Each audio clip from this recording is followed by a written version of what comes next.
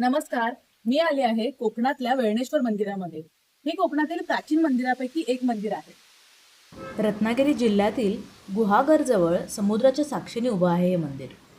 असं मानलं जातं की हे मंदिर शेकडो वर्षापासून भक्तांच्या श्रद्धेचं केंद्रस्थान आहे. इथे कालभैरवाचे सुद्धा एक छोटं मंदिर आहे आणि आजही अशी श्रद्धा आहे की इथे केलेली मनापासूनची प्रार्थना महादेव लवकर ऐकतात. श्री वेळणेश्वरचा उत्सव हा महाशिवरात्रीपासून 3 दिवस चालतो.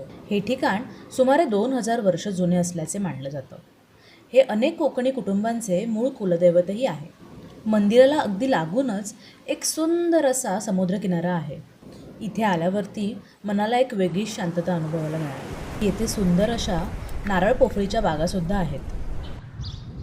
तर तुम्हीही वेळणेश्वर किंवा आसपासच्या भागामध्ये असाल तर या मंदिराला नक्की भेट द्या.